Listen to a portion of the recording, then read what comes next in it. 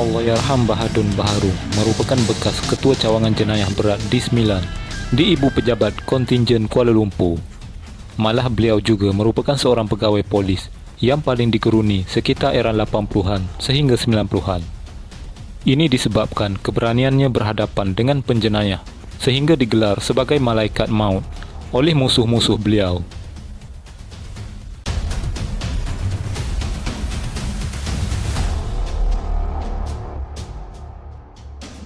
Bahadun Baharum adalah satu nama yang cukup dikeruni.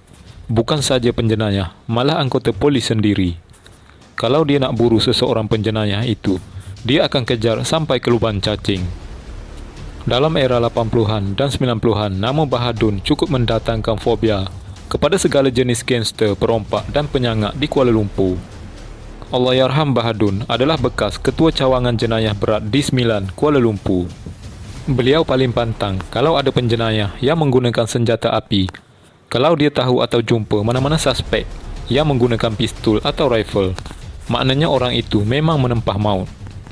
Dan selalunya, jikalau tim Bahadun dan anak-anak buahnya membuat operasi, percayalah confirm kena standby ambulans atau plastik hitam. Disebabkan kebenciannya yang cukup menggunung pada orang yang melanggar undang-undang, bukan sekali, malah beberapa kali beliau dan keluarganya menjadi sasaran balas dendam penjenayah. Namun Allah beri perlindungan padanya setiap kali ada pihak yang berniat tidak baik pada beliau. Lazimnya ia tidak akan menjadi. Petikan dari penulis berkata, "Aku sungguh bertuah kerana dapat menemu bual beliau beberapa tahun dulu. Sesuatu yang agak pelik, bukan kerana dia anti media, tetapi Bahadun jenis orang yang tak suka masuk bakul angkat sendiri. Temu bual itu pun dibuat setelah berkali-kali memujuknya.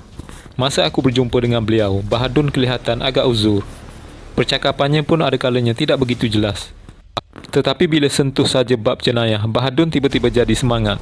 Macam-macam dia cerita dengan aku. Aku rasa interview sehari semalam pun tak habis.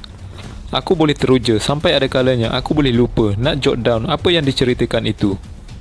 Paling aku ingat bagaimana dia cerita ternampak bayang-bayang seolah-olah ada roh yang keluar dari badan salah seorang perompak yang dia tembak. Insiden itu berlaku di Bukit Bintang.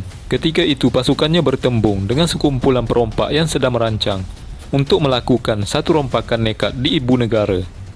Apabila berlaku insiden berbalas tembak, sebutir peluru yang dilepaskan dari muncung pistol Bahadun terkena tepat pada tubuh salah seorang perompak berkenaan. Ketika kami sedang mengumpul mayat perompak berkenaan, saya tiba-tiba nampak seolah-olah ruh salah seorang suspek berjalan keluar dari tubuhnya yang ketika itu terbaring di lantai, jelas Bahadun. Dan ayat itulah yang aku ingat sampai sekarang. Seperti yang dijanjikan Allah, setiap yang hidup pasti akan mati. Bahadun menghembuskan nafasnya yang terakhir di HUKM akibat stroke dan kanser yang dideritainya pada Jun 2012. Alhamdulillah, aku sempat menziarahi jenazah di rumahnya di Taman Seri Bahtera Ceras. Harimau mati meninggalkan belang, manusia mati meninggalkan nama. Namun yang pasti, nama Bahadun tidaklah segemilang jasa dan pengorbanannya pada agama bangsa dan tanah air. Pangkat terakhirnya hanya diputi superintenden sahaja. Walaupun kalau nak diikutkan, dia layak untuk menjawat pangkat yang lebih tinggi dari itu. Di antara salah satu jasa besar beliau adalah terlibat dalam operasi memburu penjenayah Pi Kalimutu atau Bentong Kali. Malah ada yang mengatakan lebih 100 penjenayah maut di hujung senjatanya. Di atas jasa dan sumbangannya juga, beliau telah menerima pingat ahli Mangku Negara AMN pada tahun 1977.